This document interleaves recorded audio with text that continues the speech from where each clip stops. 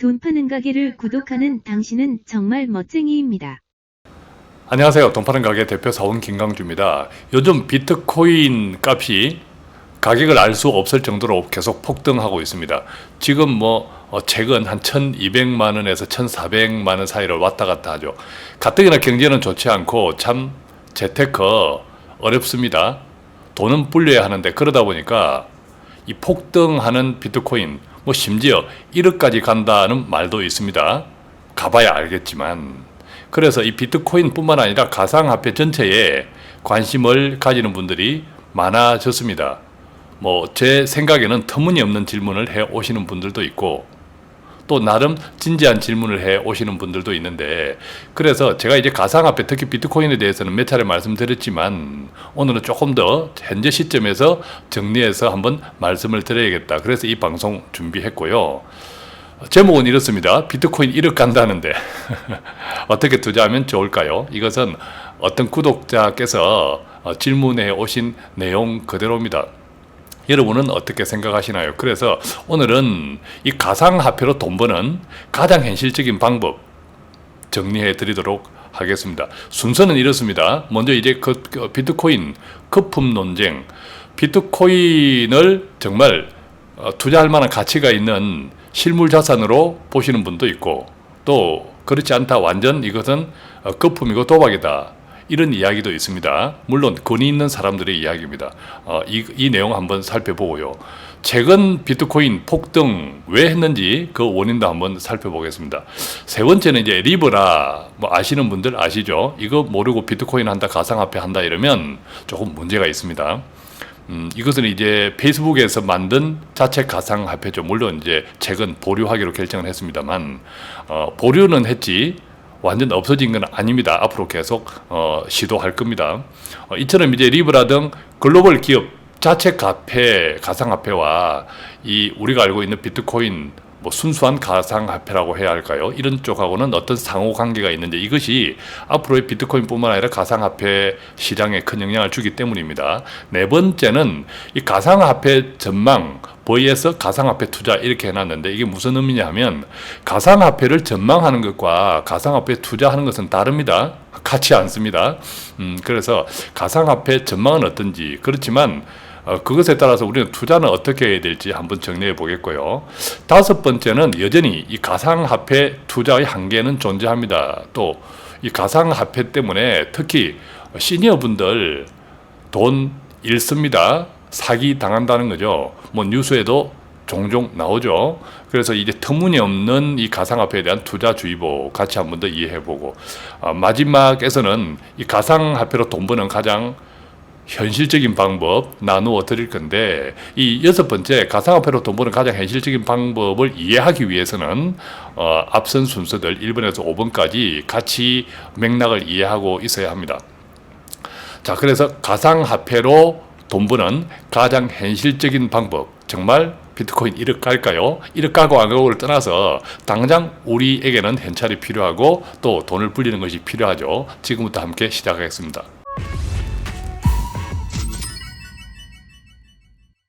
자, 첫 번째 순서입니다. 비트코인 거품 논쟁. 자, 누가 이런 말을 했네요. 비트코인은 늦어도 2023년 1분기에 몇 년 뒤죠. 25만 달러에 달할 것. 지금 환율로 보면 거의 3억입니다. 그죠?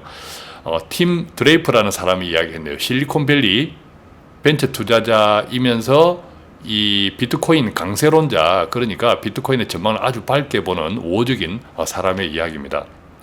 심지어 이 사람은 이렇게도 이야기했습니다. 2년 후에는 지구촌에서 비트코인으로 커피를 구매하는 광경을 목격할 수 있을 것. 사실은요 2012년도 지금부터 한 7년 전에 비트코인으로 커피도 샀습니다. 제 사무실 앞에 이 코엑스에서 비트코인으로 커피를 파는 자판기가 있었어요. 그때 1비트코인이 한 1,000원 정도 했었습니다. 그리고 가격 변동이 계속 1,000원이었습니다. 무슨 이야기입니까? 가격 변동이 없으니까 반대로 이야기하면 가격 안정성이 있었던 거죠. 그때는 한 5년 전, 7년 전이죠. 저도 비트코인으로 커피를 살 뻔했습니다. 그렇지만 이게 장난스러워서 시도하지는 사보지는 않았는데 그때 그랬습니다. 근데 지금 이제 가격 변동성이 너무 크니까 비트코인으로 커피 살 수가 없죠. 그렇지만 이 팀 드레이프는 이런 이야기를 합니다. 2년 후에는 지구촌에서 비트코인으로 커피를 구매하는 광경을 볼 수 있을 것. 한마디로 가격 안정성이 확보된다라는 건데 너무 섣부른 예측이 아닌가 하는 생각은 들지만 어쨌든 또 이 사람은 이 이야기를 했습니다. 사람들은 나중에 비트코인 가격이 8,000불, 8,000달러가 저점이었다고 말하게 될 것좀 후회한다 이 말이죠. 지금 현재 한국 돈으로 1억 1,200만 원 내지 한 1,400만 원 정도 이렇게 하니까 이미 8,000달러 저점은 넘어섰죠. 현재 기준으로. 자, 반대로 이런 이야기 전혀 반대 이야기. 암호화폐는 투자보다 도박에 가깝다. 누가 이야기했냐면 워런 버핏. 워런 버핏은 누굽니까? 전 세계적인 아주 탁월한 투자가죠. 2019년 5월입니다. 올해 몇 달 전에 버크셔 해스웨이 그의 투자그룹 주주총회에서 암호화폐는 투자보다 도박에 가깝다. 이런 이야기를 했습니다. 또한 이 암호화폐는 생산적인 자산이 아니고 생산적인 자산이 아니라는 뭐죠? 암호화폐를 우리가 쥐고 있다고 이자가 나오는 건 아니지 않습니까? 순전히 현재 가격보다 더 높은 가격을 주고 이를 사려는 다른 시장 참여자의 수요에 의존하고 있을 뿐, 즉 심리 게임이라는 거죠. 자, 워런 버핏의 이야기는 심지어 이제 워런 버핏은 암호화폐 전체에 공매도를 하겠다. 자, 주식 하신 분들은 공매도 무슨 말인 줄 알죠? 주식을 빌려서 파는 거죠. 내한테 주식 한 장 없는데 이 이야기는 빌려서 팔고 갚아야 되니까 주식이 더 떨어질 때 다시 사서 갚겠다. 그러니까 이제 하락 쪽에 크게 배팅을 하는 것이 이제 공매도입니다.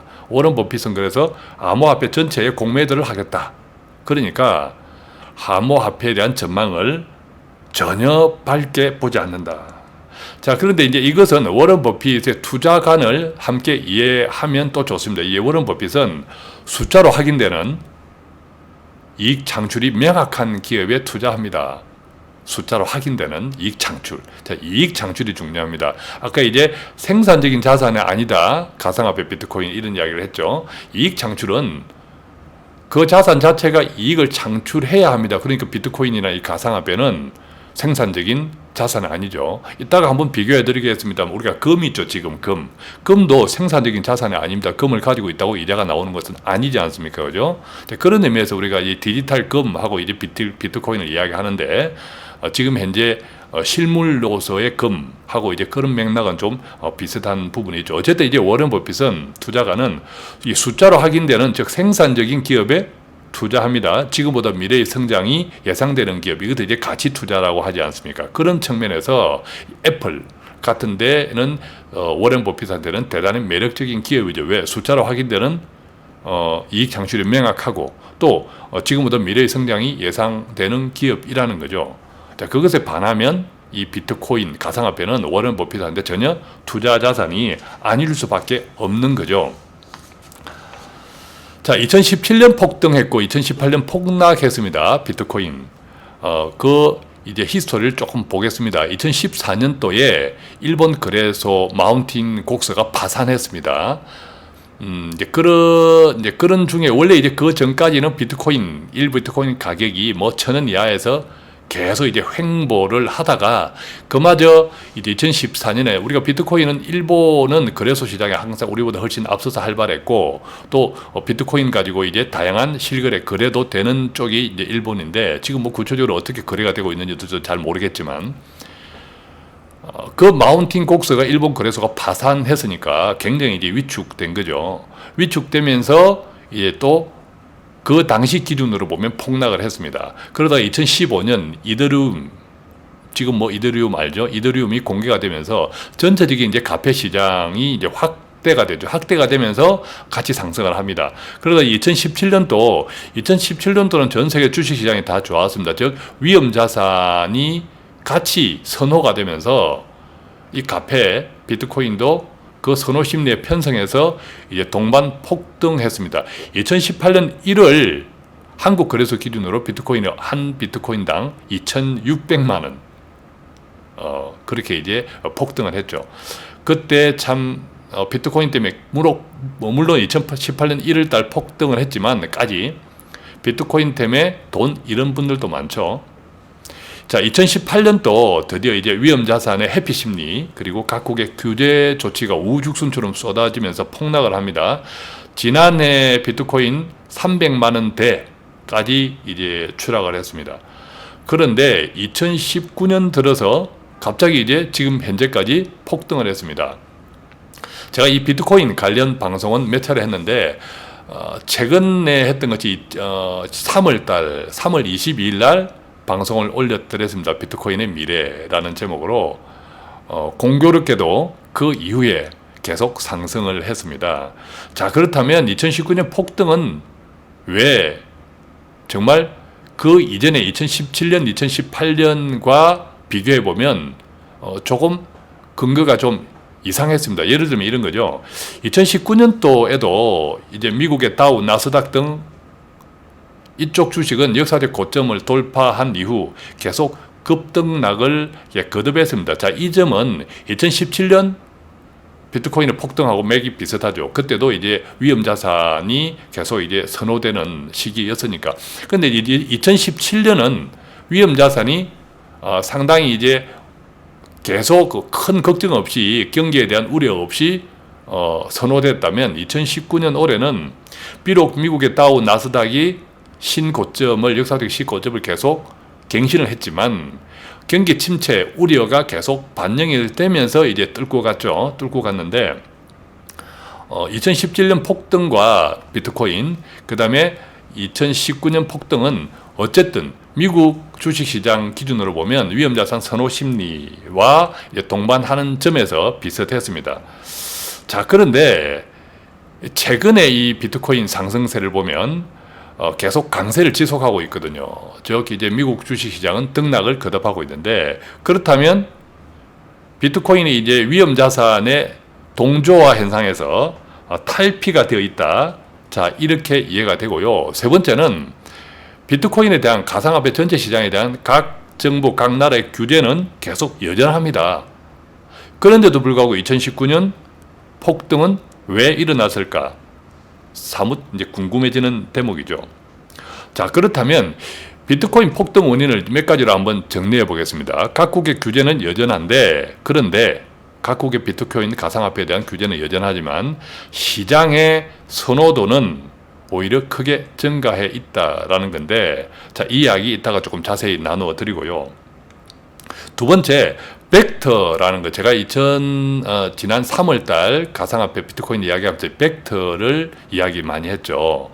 이 벡터 실물 거래소 이슈가 훨씬 더 이제 가까워져 있습니다. 이 이야기도 조금 이따가 다시 설명해 드리고요. 세 번째는 앞서 이야기했던 리버가 이런 등, 리버가가 아니고 리버라죠.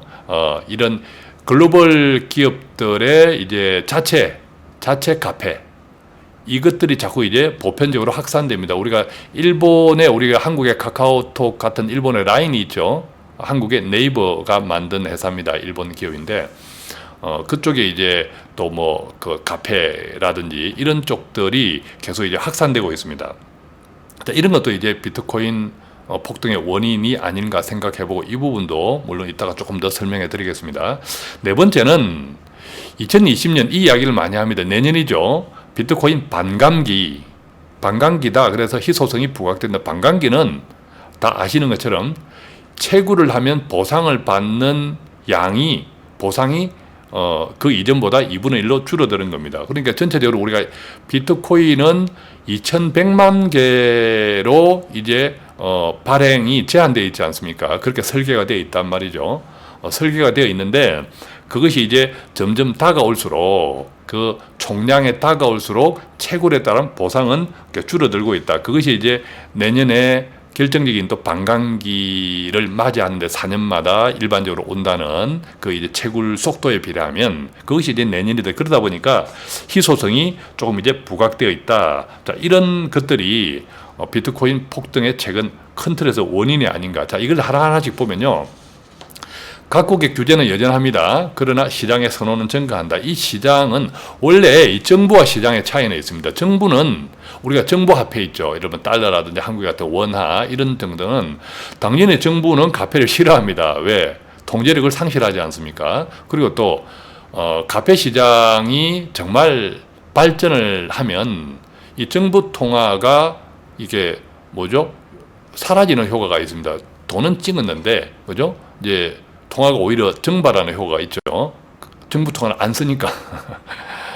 그것은 이제 정부 입장에서는 굉장히 난제입니다. 여전히 이제 시장 참여자들한테 저 일반적인 통화, 어떤 구속력, 통제력을 갖기를 원하는데 각국 정부는 그러니까 정부는 당연히 화폐를 싫어하죠. 그런데 시장은 예를 들면 주식시장처럼 또 이 화폐 시장도 마찬가지. 시장은 정부가 아니라 시장 참여자들의 선호에 바탕합니다. 단순하게 이야기하면 그러죠. 우리가 어떤 슈퍼에 갔는데 슈퍼 가게 주인은 손님들이 원하는 상품을 갖다 놓습니다. 이거 그죠. 원하는 상품이 설령 어떤 게 정부 규제가 있다 하더라도 그걸 교묘히 자꾸 피해가면서 손님들이 원하는 상품을 가져다 놓으려고 하지 않습니까? 그런 심리가 있죠. 이게 바로 이제 시장이라는 거죠. 구체적으로 보면 이 각국 정부의 규제는 당연한 것인데 아까 말씀드렸듯이 이 가상화폐 활성화는 당연히 전통적인 통화시장의 붕괴를 가져올 수 있고 이 각국 정부의 시장 통제력을 상실하기 때문이죠. 그런데 시장은 대형 증권사들에 잇따른 이 암호화폐 거래 플랫폼 개시 관련 기대감이 커지고 있는 거죠. 자, 이 증권회사들은 뭔가 이제 지금은 주식, 채권 이런 쪽들 이제 유통해서 그 유통 마진을 챙기고 있는데, 화폐, 이 가상화폐, 비트코인 등등에 대한 거래에 대한 이 관심이 생기는 거죠.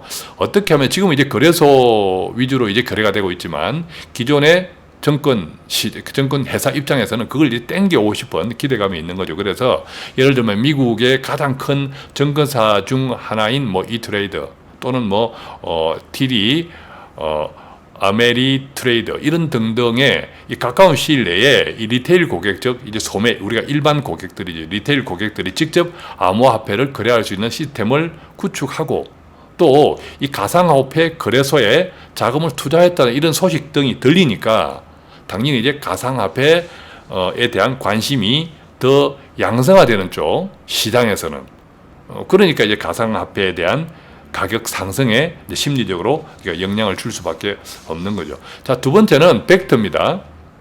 벡터, 실물 거래소 이슈. 요것은 앞서 말씀드린 대로 제가 이제 3월 달에 한번 방송을 해드렸는데, 이 벡터는 미국 뉴욕 증권거래소를, 미국 뉴욕 증권거래소는 대단한 회사죠.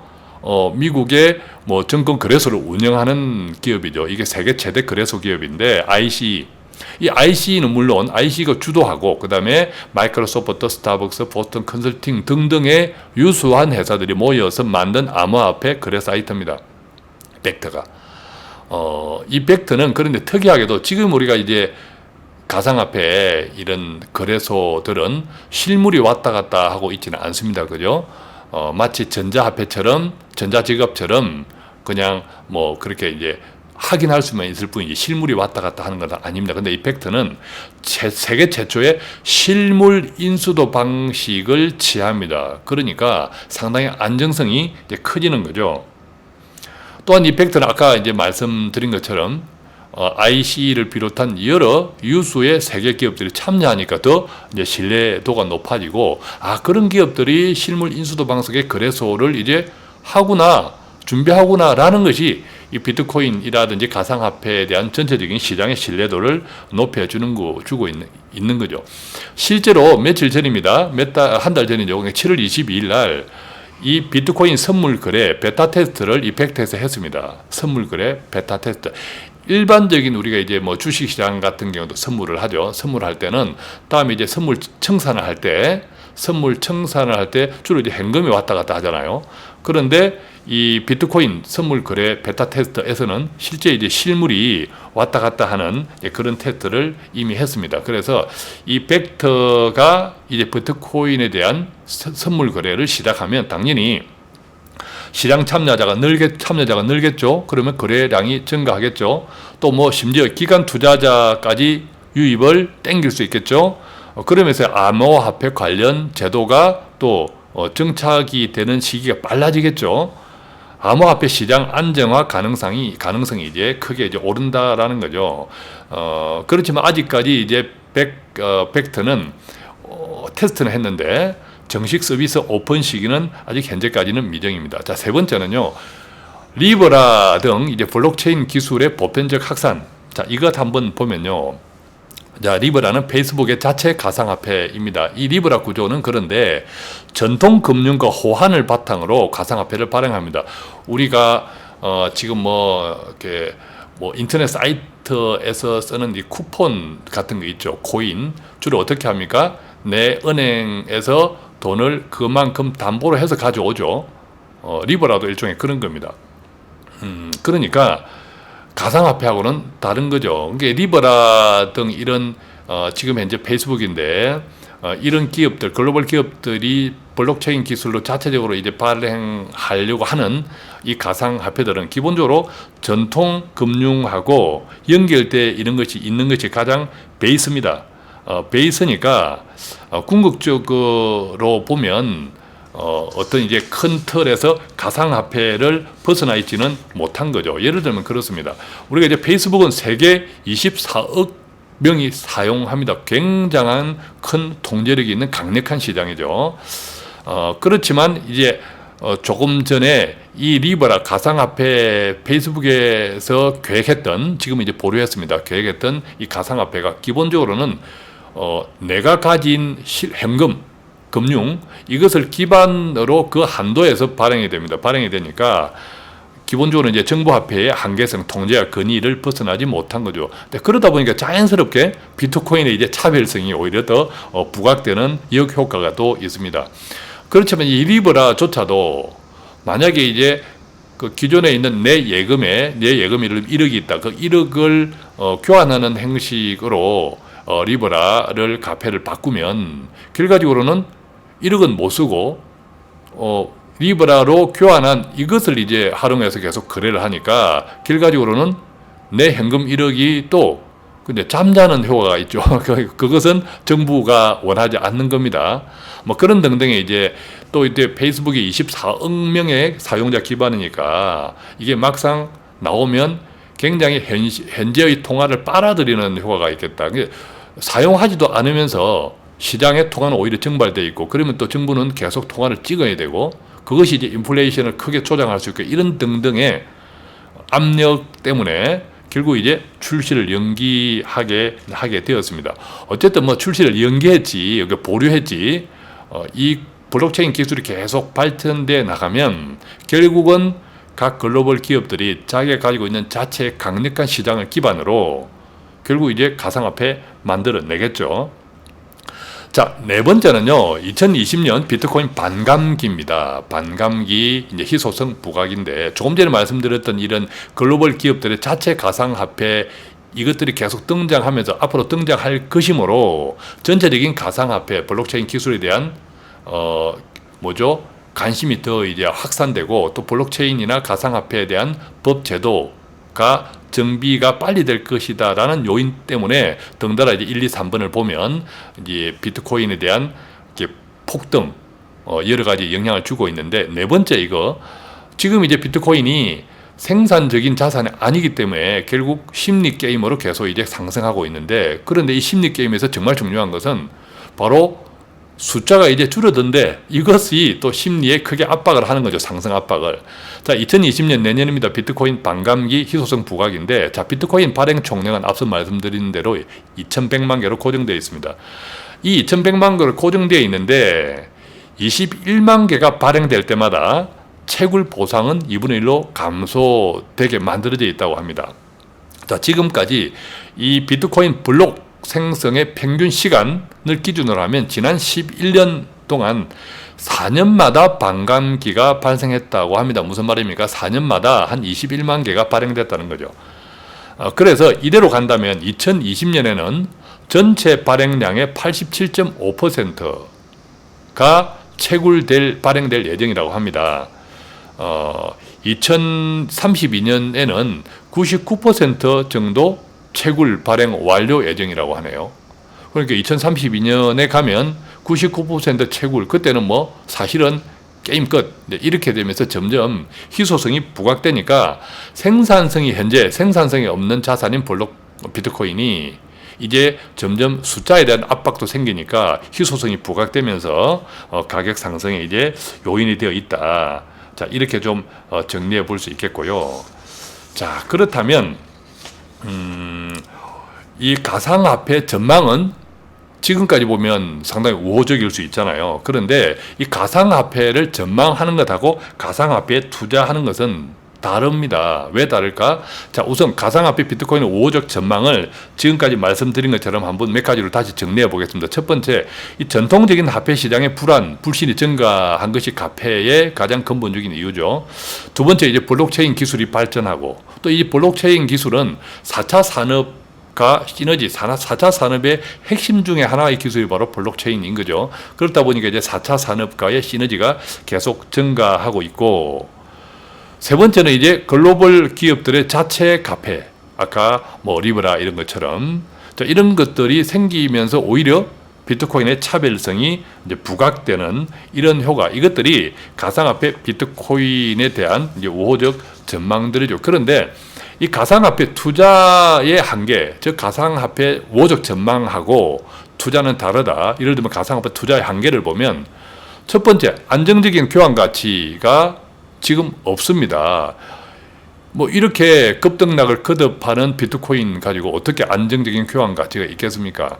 금값은 나름대로 안정적으로 움직입니다. 변동폭이 뭐 비트코인 지금 가상화폐처럼 크지 않죠. 그러다 보니까 나름대로 교환 가치 역할을 합니다. 우리가 지금 너무 비싸서 금 한 돈 못 끊어가지만 뭐 친구들이 이런 돌잔치에 얼마 전 뭐 옛날만 하더라도 옛날로 이야기할게요. 한 돈 이렇게 가져갔잖아요. 요즘은 한 돈 못 가져갑니다. 비싸서. 그렇지만 이제 지금 생각해 보면 지금의 금은 계속 어떤 일정한 범위 내에서 교환 가치를 가지는데 비트코인은 그렇지 않죠. 또 한편 너무 크게 보면 비트코인으로 투자받는 경우도 있습니다. 비트코인이 지금 비싸니까. 그래서 지금 보면 금만큼은 아니지만 비트코인도 일정한 범위 내에서 교환 가치를 하고 있는 부분도 있다. 그렇지만 이제 큰 틀에서 보면 아무래도 실질 구매력에 한계가 있는 거죠. 이게 이제 가상화폐 투자의 근본적인 한계입니다. 아무리 이제 비트코인 반감기 등등 하면서 희소성이 있어도 이 다른 실물 자산과의 교환 가치가 없으면 사실은 거품인 거죠. 우리가 유럽에 왜 이제 튤립 파동을 아시는 분 뭐 아시죠? 그 튤립이라는 꽃에 그게 희소성, 또 튤립이라는 꽃에 갑자기 이상한 가치가 부여되면서 지금 이제 지금 화폐 기준으로 보면 집 한 채 값이 튤립이 되고 했단 말이죠. 그것이 거품이 빵 터지면서 많은 사람들을 홈리스로 만들었죠. 그것이 바로 그 튤립이 그때 아무리 희소했다 하더라도 다른 실물 자산의 교환 가치가 없었기 때문에 이제 거품이 생겼던 것처럼 이 가상화폐도 안정적인 교환 가치가 폭이나 제한되어 있고 또 실질 구매력의 한계 때문에 바로 이런 현상이 생길 수 있다는 거죠. 자, 워런 버핏은 이런 말을 했습니다. 자, 총 2100만 개까지 발행할 수 있는 비트코인 한 개 가격이 만약 1000만 원이라면 시가총액은 210조 원, 1000만 원 곱하기 2100만 개. 시가총액은 210조 원인데 워런 버핏은 그 정도의 돈이 있다면 그 돈으로 나는 탁월한 기업을 더 많이 사겠다. 이런 이야기를 했죠. 즉 이제 워런 버핏 입장에서는 다른 실물 자산과의 교환 가치가 없는 것보다는 실물 자산과의 교환 가치가 있는, 즉 생산성이 있는 기업에 투자하겠다. 자, 이렇게 이야기를 했다는 거죠. 가상화폐 투자의 한계 두 번째는요, 여전히 각국 정부의 규제는 지속되고 있습니다. 아까 이야기한 것처럼 정부 입장에서는 이 가상화폐가 전혀 바람직스럽지 못합니다. 일정 틀 속에서 지금 현재 전통적인 금융자산가의 담보를 바탕으로 하는 아까 페이스북의 리브라 이런 등등도 정부는 싫은데 전혀 구속력과 통제력이 없는 가상화폐를 뭐 좋아할 수가 없는 거죠. 그래서 이제 각국 정부의 규제가 계속 이제 지속되고 있습니다. 자, 세 번째는 리브라 등 실질 구매력을 갖춘 글로벌 기업 가상화폐의 진화입니다. 자, 페이스북의 목표는요, 이 비트코인을 대체하는 글로벌 디지털 화폐를 지향합니다. 자, 주목하십시오. 비트코인을 대체하는 글로벌 디지털 화폐를 지향한다는 것. 자, 그래서 장기적인 목표는 국가 통제를 받지 않는 디지털 화폐를 발행하겠다. 자, 그래서 장기적인 목표, 즉 국가 통제를 받지 않는 디지털 화폐를 발행해서 그 목표에 도달하면 비트코인을 대체하겠다라는 것이 페이스북의 목표입니다. 자, 그런 측면에서 보면 굉장히 비트코인은 이제 위협적인 부분이 있는 거죠. 이 비트코인, 이 리브라의 이제 기술적인 여러 가지 장점들을 보면 전통적 금융 시스템 접근이 곤란하고 제한된 금융 소외계층에 금융 서비스를 제공하겠다 한 전 세계 17억 명 정도 충분히 페이스북은 가능하죠. 또 이용자 기반이 엄청 크니까 또 이제 소셜 미디어를 통한 금융 서비스 편리성 가격 경쟁력을 확보하겠다. 페이스북만 24억 명, 왓츠앱이 15억, 인스타그램 10억 명이라고 하니까 자, 미국의 경우 해외 송금 수수료가 약 5%랍니다. 자, 리브라가 잘 활성화되면 그거 세이브할 수 있겠죠, 이용자들이. 또 3대 신용카드사가 연간 300억 달러 이상 수수료를 번다고 합니다. 거래 대금의 약 0.25 평균. 이것도 세이브할 수 있는 거죠. 또 이제 초인플레이션 국가, 예를 들면 베네수엘라 이런 등등 같은 이게 하이퍼 인플레이션 나라들에서는 당장의 대안화폐 역할도 수행할 수 있겠다. 이런 것들이 바로 이제 페이스북이 꿈꾸는 바로 실리적인 이유입니다. 자, 어쨌든 결국 이제 굉장한 시장력을 가진 글로벌 기업들의 가페, 이 진화, 이것은 결국 비트코인에게 장기적으로 보면 위협적인 요인이 된다. 단기적으로는 활성화로 인한 우호적인 요인이지만 장기적으로 보면 결국 경쟁 상대가 된다. 그런 측면도 우리가 또 생각하고 있어야 될 점입니다. 자, 정리하면 그렇습니다. 실질 가치 제로입니다. 비트코인은 생산성이 없는 자산이라는 거죠. 다만 이제 심리적 요인에 가격 등락이 좌우되고 있다는 거죠. 화폐 본연의 역할이 비트코인 가상화폐 전체적으로 정립되지 않았습니다. 그러다 보니 심리적인 요인에 따라서 변동성이 극대가 되는데 이 비트코인 가격 이 예측 이런 자료들 레포트들을 보면 주로 이제 기술적 분석에 의존합니다. 기술적 분석은 뭐죠? 매도, 매수 이런 세력간 이런 이제 차트를 중심으로 많이 이야기하죠. 그러니까 주로 기술적 분석에 의존해서 이제 비트코인 등등의 관련 화폐, 가상화폐들에는 관련 리포트들이 이제 치중이 된다는 것은 바로 심리적 요인에 보다 의존한다는 그냥 증거죠. 따라서 이제 비트코인의 동향, 가격 동향, 앞으로 가격 추이에서 주목해야 할 것은 비트코인 그 자체가 아니라 비트코인이 당면하고 있는 이 금융시장 환경, 또 그에 따른 투자 심리라는 겁니다. 예를 들면요, 2019년 올해 비트코인 가격 상승의 변곡점은 만우절이었습니다. 참 이게 에피소드인데 만우절이 이제 4월 1일이었지 않습니까? 만우절날 만우절날 이런 뉴스가 있었습니다. 그대로 읽어볼게요. 미국 증권거래위원회가 비트코인 상장지수 펀드의 상장 신청을 승인했다. 이 뉴스가 4월 1일 온라인 매체 파이낸스 매그네이처의 기사로 떴습니다. 그런데 그 기사 말미에 축 만우절 해가지고 이제 있었던 거죠. 무슨 이야기입니까? 이 온라인 매체가 만우절 날 뻥친 거죠. 재밌자고 했는데 막상 이 기사를 축 만우절까지 읽지 않은 사람들 우리가 작은 글자는 잘 안 보잖아요. 그러다 보니까 이 기사를 그대로 믿고 이게 비트코인에 대한 매수 세력이 커졌죠. 그러면서 이제 비트코인이 이제 상승으로 이제 계속 이제 유지가 됩니다. 상승이 계속 이제 확산이 된 거죠. 나중에 이게 만우절 헛소문이었다고 알려져도 이미 매수 세력이 강하게 들어왔기 때문에 떨어지지 않았습니다. 일반적인 우리가 실물 주식 거래 같으면 이거 완전 폭락이거든요. 폭락인데 비트코인은 계속 이제 상승을 한 거죠. 무슨 이유입니까? 바로 기술적, 즉 심리 게임으로 매수 세력이 많이 들어왔으니까 그대로 계속 오르면서 다시 오름세가 심리적으로 강화되는 그런 현상이 왔다는 거죠. 결론은 자, 이 방송의 결론 아니니까 계속 들어보시고 지금까지의 중간 결론은 비트코인 투자의 성격은 현재까지는 투기라는 거죠. 투기. 자, 그래도 투자하고 싶다면 비트코인을 비롯한 이 가상화폐 투자의 원칙을 꼭 지켜주시기 바랍니다. 첫 번째는요, 100% 여유 자금이어야 합니다. 여유 자금이라는 것은 뭐죠? 없어도 되는 돈이라는 뜻입니다. 만약의 경우. 물론 이때는 비트코인 장기 투자를 특히 생각하시는 분들은 더욱 그렇습니다. 앞에 여러 가지 말씀을 드렸지만 비트코인 미래가 투자 측면에서는 꼭 확실하지는 않기 때문입니다. 물론 뭐 비트코인에 대한 가치 상승을 단기적으로 보고 뭐 매도를 통해서 이익을 실현하겠다 하시는 분들은 뭐 다 날리지는 않겠지만 상당 부분 또 손해 볼 수도 있습니다. 투자라는 것이 그렇기 때문에 반드시 이런 경우든 저런 경우든 100% 여유 자금으로 하시기 바라고, 너무 과도한 투자는 금물이다. 이 점도 기억하시면 좋겠습니다. 두 번째는 이 비트코인과 몇몇 알트코인이 있죠. 뭐 이더리움 등등. 그 외에 다른 가페 투자는 금물입니다. 자, 어떤 것이 비트코인이고 어떤 것이 알트코인이니까 이런 등등은, 그 다음에 어떤 것들이 뭐 비트코인도 아니고 알트코인도 아닐까, 이런 것들은 3월 22일 제가 방송했던 월가의 업무 디지털 금 비트코인의 미래 참조하시고, 또 이 정도는 그냥 네이버 같은 데서 쳐보면 다 나오니까 몇 되지 않습니다.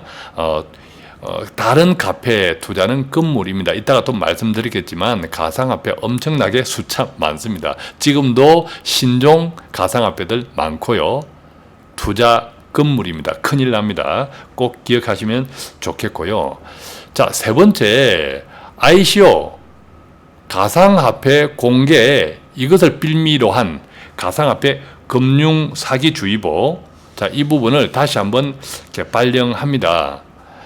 아까 말씀드렸듯이 이 가상화폐는 이 비트코인과 또 비트코인 외에 나름대로 자리 잡은 알트코인, 거래소 시장에서 자리 잡은 알트코인 몇 개 외에는 전혀 관심 갖지 마시라고 말씀을 드렸는데, 더구나 지금 신종 ICO, 신종 가상화폐 100% 금융 사기에 가깝다, 이런 생각 가지시고, 또 이 ICO 신종 가상화폐가 일반인인 나한테 뭔가 제안에 온다라는 것은 그냥 사기다라고 생각하시면 됩니다. 의미 있는 ICO 있습니다. 그런데 그쪽 ICO들은 다 어떤 쪽을 대상으로 하냐면, 투자 대상으로 하냐면 큰 기업들입니다. 바로 리테일, 즉 개인한테 오지 않습니다. 그 단계에서는. 그러니까 개인한테 왔다, ICO 한다고 해서 뭐 투자해라, 100% 금융 사기다. 꼭 기억하시고요. 몇 가지 비유를 좀 들어보겠습니다. 1900년대 미국에는 2000여 개의 자동차 회사가 존재했다고 합니다. 그런데 지금까지 살아남은 기업은 뭐 딱 세 곳, 뭐 우리가 잘 알고 있는 뭐 GM 등등을 비롯해서 딱 세 곳뿐이라고 합니다. 자, 1900년대 미국에는 2000개 자동차 회사가 존재했다. 지금까지 살아남은 기업은 딱 세 곳이다. 비행기도 마찬가지입니다. 1919년부터 또 1939년 사이 이 항공산업 관련 약 200개의 기업이 있었다고 합니다. 그런데 지금까지 살아남은 기업은 보잉 딱 한 군데뿐이라고 하네요. 그러니까 우리가 현재 대략 가상화폐가 2200개 종류가 있다고 합니다. 이 2000개, 2200개 가운데 가상화폐가 10년 이후에 살아남을 가상화폐는 몇 개일까? 그 가운데 가장 확률이 높은 것이 비트코인, 그죠? 살아난다면. 그 다음에 두 번째는 또 알트코인, 이 정도가 되겠죠. 그러니까 나머지 뭐 카페, 또 최근 뭐 새롭게 ICO를 한다는 이 카페는 이제 뭐 중복해서 말씀드리지 않겠습니다. 자, 그렇다면 가상화폐 투자의 현실적 대안을 조금 더 지금부터 구체적으로 한번 말씀드리겠습니다. 워렌 버핏이 이런 이야기 했습니다. 오히려 블록체인을 활용한 가상화폐 기술에 투자하는 기업의 주식에 투자하겠다. 워렌 버핏. 가상화폐에 투자하는 것이 아니라 이 블록체인을 활용한 가상화폐 기술에 투자하는 기업의 주식에 투자하겠다. 워렌 버핏이 그런 이야기 했습니다. 예를 들면 페이스북이 만든다는 리브라 토큰에 투자하는 대신 페이스북 주식을 사겠다. 또 링크코인, 네이버가 만든 일본의 이 기업이죠. 우리나라 카카오톡 같은 이런 라인에서 만든 링크코인에 투자하는 대신 라인 주식을 사겠다. 이런 뜻입니다. 자, 참고로 우리가 네이버 자회사 일본 라인에 대해서 조금 더 설명드리면 정말 대단한 기업입니다. 한국의 네이버가 일본 주식시장에 상장되어 있는데 일본에서 8천만 명이 쓰니까 우리나라에서 카카오톡 쓰는 정도의 점유율을 가지고 있죠. 글로벌 합산 1억 5천만 명입니다.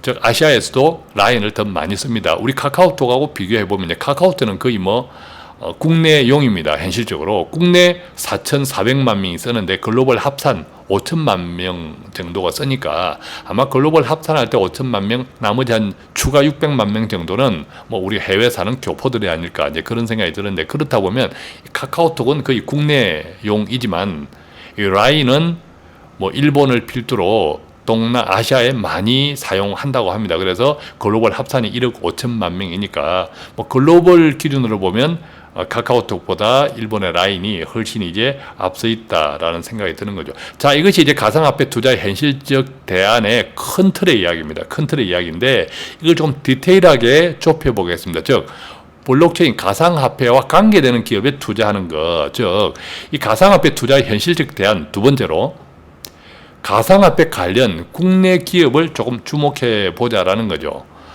구체적으로 8월 12일 어제 기준, 지난 금요일 기준입니다. 8월 10일 기준 이 가상화폐 하락, 가상화폐가 그날 하락했습니다. 비트코인을 비롯한 모든 가상화폐가 하락했는데 이 가상화폐 관련 테마 기업 주가는 오히려 상승했습니다. 하나씩 구체적으로 보면요. 카카오가 3.94% 오른 13만 2천 원으로 종가 기록했고요. 그런데 이 카카오는 어떤 이슈가 있냐면 가상화폐 관련.